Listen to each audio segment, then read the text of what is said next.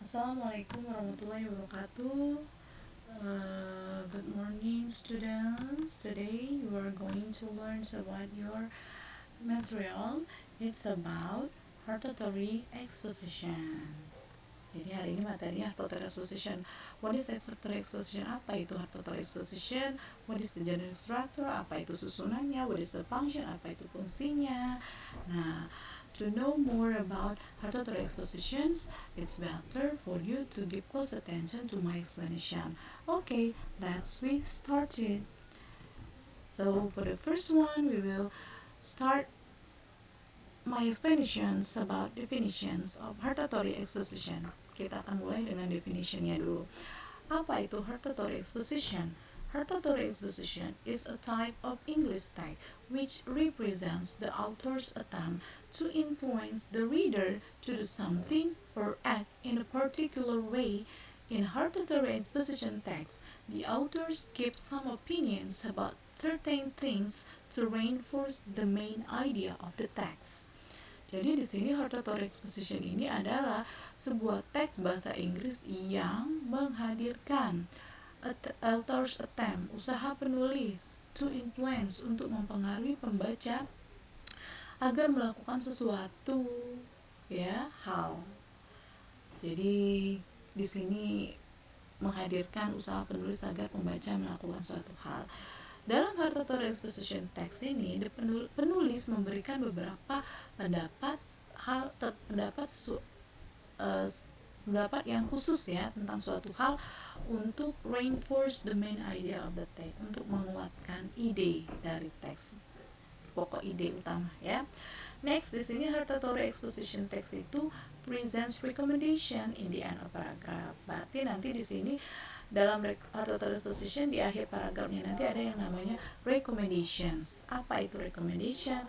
Adalah the author tries to invite. Penulis mencoba mengajak, invite, dan persuade, membujuk pembaca untuk melakukan sesuatu. Jadi nanti di bagian akhir bakal ada yang namanya recommendation, yang fungsinya adalah bahwa penulis akan mencoba mengajak atau membujuk pembaca melakukan sesuatu. Jadi bisa disebut sebagai saran recommendation itu saran. Kemudian di sini ada katanya itu adalah simple definition.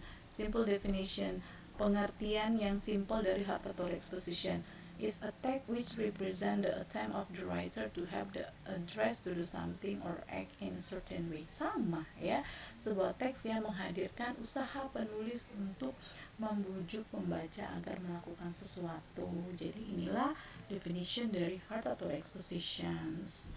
Intinya teks yang mau menghadirkan usaha pembaca dalam membujuk atau mengajak pembaca agar melakukan sesuatu. That's about definitions. Next is generic structure of hortatory exposition. Susunan yang pertama adalah thesis. Thesis is the writer point of view about the topic discussed. Jadi tesis ini adalah sudut pandang penulis tentang topik yang dibahas.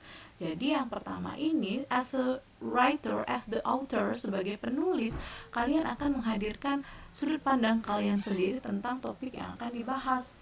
Misalnya kalian akan membahas bahwa rokok itu berbahaya, judulnya. Nah, kamu bahas dulu apa itu rokok dan sebagainya, bahayanya bagaimana dan sebagainya. Kamu bahas dulu, kamu kasih dulu tulisan berdasarkan pikiran kamu, berdasarkan sudut pandang kamu.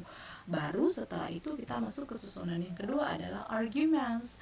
Nah, arguments ini untuk apa? Untuk strengthen the thesis stated before, untuk menguatkan tesis yang kamu bilang tadi, biar orang percaya. Otomatis pendapatnya ini pendapat yang kamu ambil dari siapa? Dari, kalau misalnya kita tadi ngomong apa rokok mungkin dari dokter yang kamu ambil, biar orang tuh percaya. Mungkin yang kedua dari, misalnya sudah ada korban yang meninggal, mungkin dari keluarga korban, argumen yang kedua. Argumen yang ketiga, mungkin dari korban yang masih selamat dari rokok itu. Mungkin kita bisa lihat iklan di TV itu sudah ada yang lehernya bolong dan sebagainya, itu kan masih selamat. Nah, itu bisa kamu pakai untuk menguatkan tesis kamu tadi, menguatkan sudut pandang kamu tadi, biar orang benar-benar percaya dan akhirnya akan melakukan sesuatu. Kok banyak argumennya 1, 2, 3 ya jelas. Di sini kalian bisa lihat argumennya pakai S. It's mean that the argument should be more than one. Harus lebih dari 1. 2 boleh, paling sedikit at least 2 ya, 2 arguments. Jangan 1. Lebih dari 2 lebih bagus. Kan kita tadi fungsinya untuk strengthen, menguatkan tesis kita agar orang percaya dan mau melakukan sesuatu, karena tujuan kita kan ada di bagian akhirnya, di recommendation. Kita kasih saran agar pembaca tadi mau melakukan sesuatu, mau terbujuk, mau diajak untuk melakukan sesuatu, biar dia bisa mikir ini harus dilakukan atau tidak dilakukan ya, berhenti merokok ini ya, setelah baca tulisan kamu ya. Jadi ini yang disebut generic structure. Ingat, only 3 generic structure of rhetoric exposition. Ada 3, ada thesis, arguments, and recommendations. Next is purpose. Sebenarnya purpose ini sudah saya sebut lah, saya ulang-ulang dari awal ya. Ini tujuannya. Itu tadi membujuk pembaca, persuade the reader or listener that something should or should not be the case or be done. Membujuk atau tadi bisa juga invite, mengajak pembaca atau pendengar bahwa sesuatu itu yang dibahas itu harus atau tidak harus dilakukan. Nah, misalnya merokok tadi, kira-kira harus berhenti atau tidak harus berhenti, atau tetap jalan merokok dan sebagainya. Ya, oke. Next, language feature of rhetoric, bahasa-bahasa yang sering dipakai dalam penulisan in constructing or in making rhetoric expositions. Yang pertama adalah simple present tense. Mengapa kita pakai simple present tense? Bukannya simple present tense ini dipakai untuk melakukan kegiatan sehari-hari. Karena seperti yang kalian ketahui bahwa simple present ini bukan hanya untuk menyatakan daily activity, bisa juga untuk menyatakan hal yang fakta.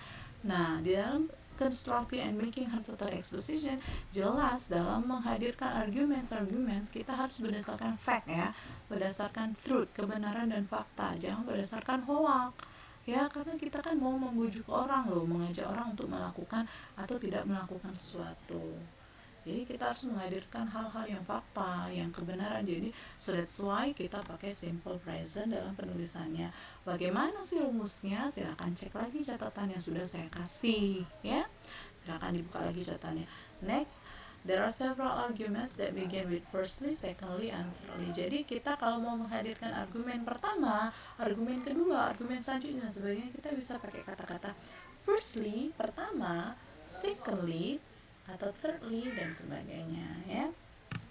Next ada it contain recommendation that we can. Jadi biasanya itu di dalam recommendation itu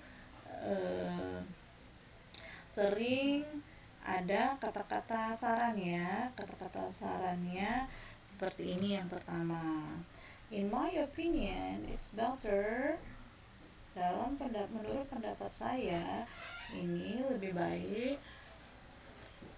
ya. Ini biasanya ada di recommendation ya, di saran, di mana namanya, di bagian akhir paragraf, di bagian akhir teks maksud saya. Ada bisa juga I think blank blank blank should blank blank blank. Saya pikir kita harus apa, berhenti merokok, harus pakai helm kalau kita mau ngomongin helm dan sebagainya. Next, I think blank blank blank should be blank blank blank, atau for these reasons, untuk alasan di atas blank blank blank should blank blank blank, kita harus apa ya. Itu bahasa yang sering dipakai. Langsung saja kita ke contohnya. So it can make you understand easily, bisa buat kamu lebih mudah mengerti. Ada yang pertama saya hadirkan tesisnya dulu, karena sesuai susunnya. Yang pertama adalah tesis, which is the title is why students should eat breakfast every day. Mengapa siswa itu harus makan sarapan dulu setiap hari. Nah, seperti yang kalian tahu tadi bahwa tesis itu adalah sudut pandang penulis. Jadi paragraf yang pertama ini yang nulis penulis loh, ya. Jadi ini katanya I believe, I di sini adalah authors, ya.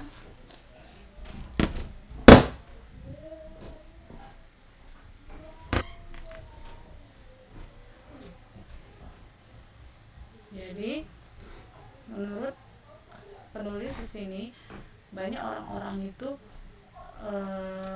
khususnya orang muda itu sering melewatkan sarapannya dan sebagainya ya. Dan dia bilang di sini bahwa sarapan itu penting, khususnya untuk siswa. Pentingnya bagaimana agar orang percaya? Dihadirkanlah argumen yang pertama.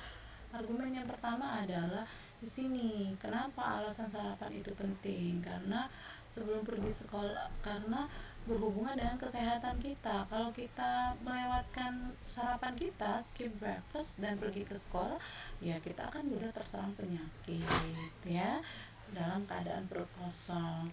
Kemudian argumen yang kedua, di sini another reason for eating breakfast, karena kalau di kelas tuh kan kita harus belajar dengan baik. Bagaimana mau belajar dengan baik kalau your body, your brain are not going function, tidak berfungsi karena tidak ada energi, tidak ada kekuatan. Karena apa ya? Karena tidak sarapan tadi. Ya. Yang ketiga di sini ada argumen yang ketiga, alasan yang terakhir itu karena kalau sarapan setiap hari kita akan terhindar dari penyakit. Tapi sebaliknya, if you don't eat, kalau tidak makan, if you are going to get sick, ya, akan mudah sakit kalau tidak sarapan.